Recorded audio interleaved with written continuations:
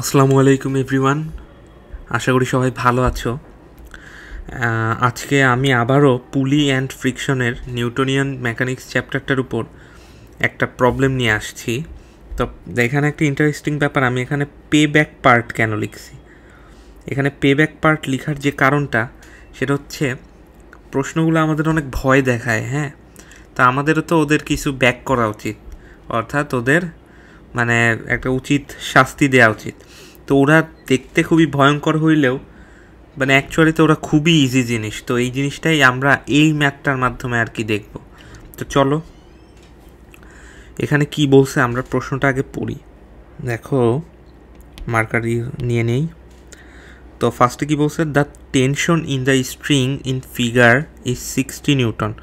অর্থাৎ এইখানে দড়ি আছে না, এই যে দড়ি, এখানে এগুলোকে হচ্ছে স্ট্রিং বা থ্রেড এগুলো বলে, অর্থাৎ সুতা, ঠিক আছে। তো এইখানে 16 নিউটন টান আছে। তো খুব ভালো কথা। And the acceleration of each block is 0.5 metre per second square. অর্থাৎ এখানে দুইটা ব্লকেরই ত্বরণটা দেওয়া আছে 0.5 মিটার পার সেকেন্ড স্কোয়ার। আচ্ছা, and now find the friction coefficients. এখানে আমাদের ফ্রিকশন কোএফিসিয়েন্টস অর্থাৎ ঘর্ষণ সহগ এইটাকে বের করতে হবে at the two contacts with the blocks. Okay, এই জিনিসটা কী বুঝাইছে, এই যে তোমার 2 কেজি ভরের যে ব্লকটা যে সারফেসের উপর আছে এইটার এখানে তোমার ঘর্ষণ গুণাঙ্কটা কত এইটা বের করতে হবে। অ্যান্ড 4 কেজিটা যে ইনক্লাইন্ড প্লেনে এই জায়গাটায় আছে এইটার ঘর্ষণ গুণাঙ্কটা কত এইটা আমাদের বের করতে হবে। তো চলো আমরা প্রবলেমটা সলভ করা স্টার্ট করে দেই। তো ফার্স্টেই আমি যে জিনিসটা বলবো, যদিও এটা একদমই বেসিক লেভেলের কোনো ক্লাস না, তাও একটা জিনিস বলে রাখি যে এখানে কিন্তু দুইটা ব্লকের ত্বরণই 0.5 মিটার পার সেকেন্ড স্কোয়ার হবে বলে দেওয়া সত্ত্বেও যদি বলে দেওয়াও থাকতো যে দুইটার ক্ষেত্রে, তাও কিন্তু একই হইতো। কারণ এখানে তোমার এই যে স্ট্রিংটা আছে, হ্যাঁ, স্ট্রিংটা সুষম,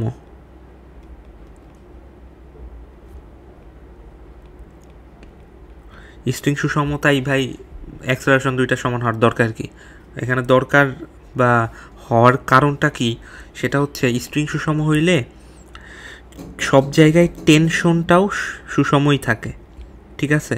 অ্যান্ড টেনশন সুষম হইলে সিস্টেমের অ্যাক্সেলারেশনটা সব জায়গায় সেমই হয়, অ্যাক্সেলারেশনটা প্রতিটা অবজেক্টে সেম হয়, অ্যাক্সেলারেশনটা প্রতিটি অবজেক্টে সেম হয়।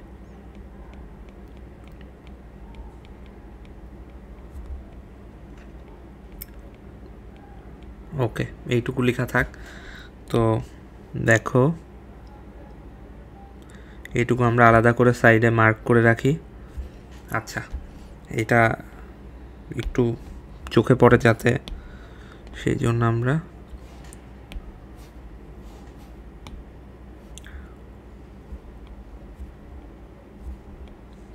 আচ্ছা, তো আসো ভাই একদম গোড়া থেকে স্টার্ট করি।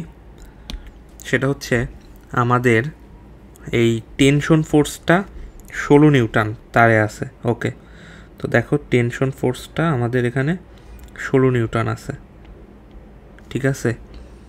এই দিক বরাবরও আমাদের 16 নিউটন কাজ করতেছে, তাই না।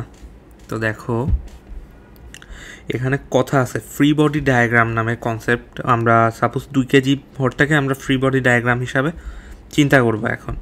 তো এইদিকে দেখো, এইদিকে আমাদের টেনশন ফোর্সটা কাজ করতেছে, ঠিক আছে। এই 16 নিউটন না লিখে আমরা এখানে টি লিখব, এখানে আমরা টি লিখি, তাহলে জিনিসটা বেশি ভালো হয়।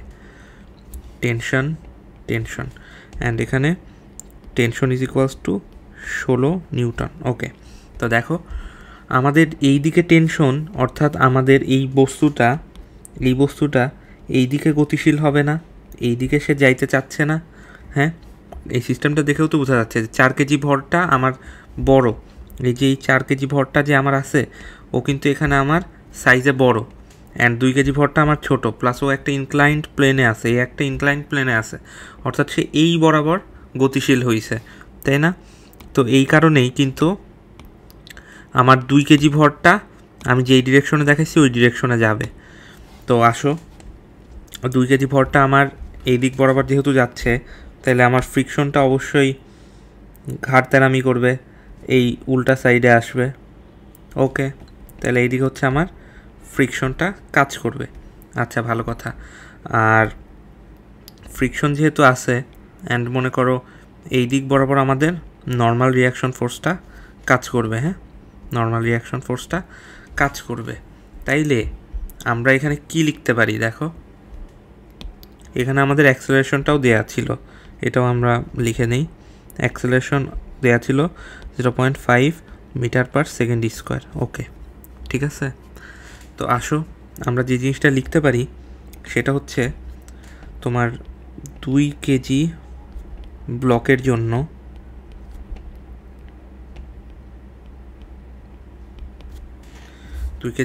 জন্য আমার দেখো এই দিকে টি কাজ করতেছে, অ্যান্ড এইটাই কিন্তু বড়, তাই না? এই দিক বরাবর যেহেতু কাজ মানে গতিশীল আছে, তাহলে টি আর এর বিপরীত দিকের বলটা হচ্ছে ঘর্ষণ বল, T minus F is equals to M A. M মানে এখানে 2 ইন্টু অ্যাক্সেলারেশনটা এ, ঠিক আছে। টি হচ্ছে 16 নিউটন, এফকে আমরা লিখতে পারি μ1, এখানে যেহেতু এইটা μ1 ইন্টু নর্মাল রিয়াকশন ফোর্স, এখানে আরটা হচ্ছে অ্যাকচুয়ালিতে কত, এই জিনিসটা কিন্তু পুরাটাই কমন সেন্স। আরটা কিন্তু অ্যাকচুয়ালিতে আমার এমজিটাই।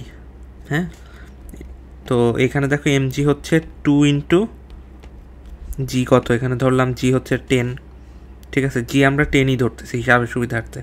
তো ইজ ইকুয়ালস টু 2 ইন্টু 0.5। ওকে, তাহলে এই পুরাটা আমরা যখন হিসাব করব, তাহলে কি আসে দেখি, 16 মাইনাস 1 ইজ ইকুয়ালস টু 20 μ1। হ্যাঁ, তাহলে μ1-এর ভ্যালুটা আমরা পাচ্ছি কত, μ1-এর ভ্যালুটা পাচ্ছি আমরা 0.75। তাইলে আমরা কিন্তু একটা অলরেডি পেয়ে গেছি, সেটা কি, μ1-এর ভ্যালুটা।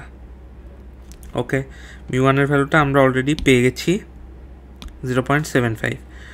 তাইলে আমাদের μ1টা গেল, ডান। এরপরে আমরা μ2, এখন μ2টা আছে 4 কেজির উপর। তো দেখো 4 কেজির উপর থাকলে এই জিনিসটা আমরা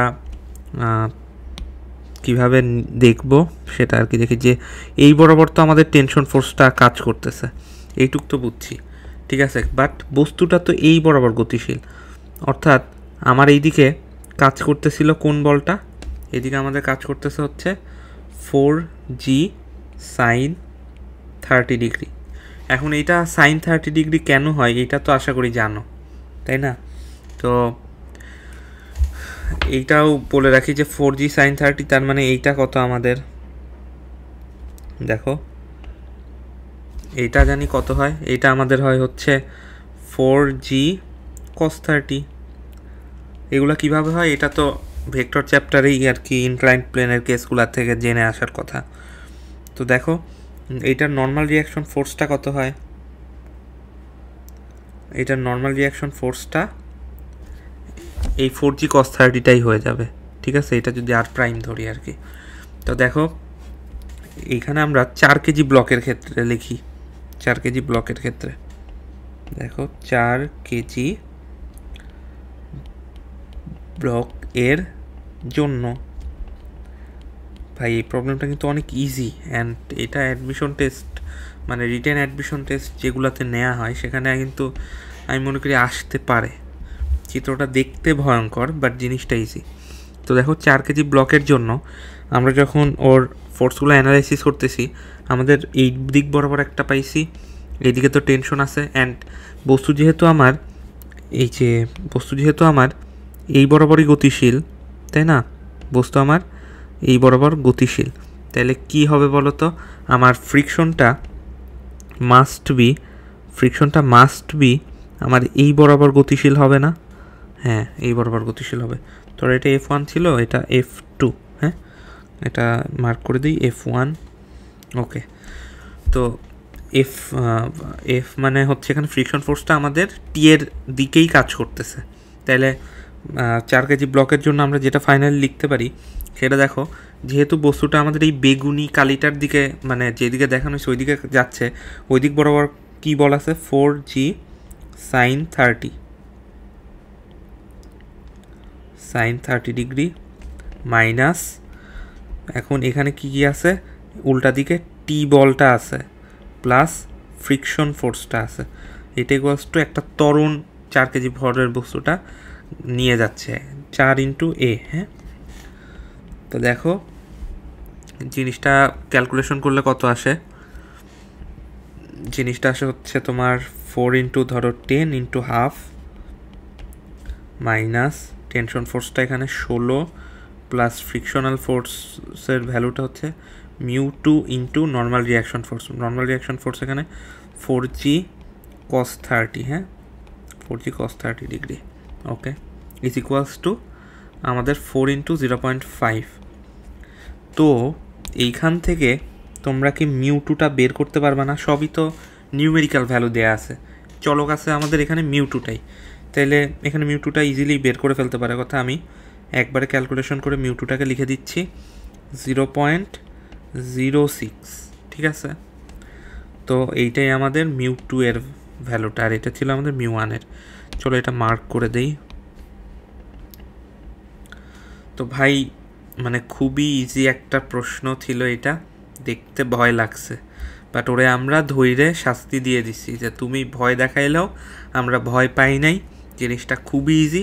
অ্যান্ড দেখো কতটুক জায়গা লাগছে আমার, মানে সলভ করতে লিটারেলি কোনো জায়গাই লাগে নাই, ঠিক আছে। যারা জিনিসটা বুঝতে পারবে এত কিছু লিখতেও হবে না, এইখানে উপরে 2 লাইন নিচে 2 লাইন 4 লাইনে ম্যাথটা শেষ করে দেওয়া সম্ভব। তো এরকম আরও ম্যাথ নিয়ে আমি হয়তো সামনে আসবো। তো সলভ ক্যাম্পের পক্ষ থেকে এইটা একটা সুন্দর একটা ম্যাথ দেখাইলাম আমি। তো আশা করি তোমাদের সবার ভালো লাগছে, অ্যান্ড সামনে আবারও দেখা হবে ভাই। আল্লাহ হাফেজ।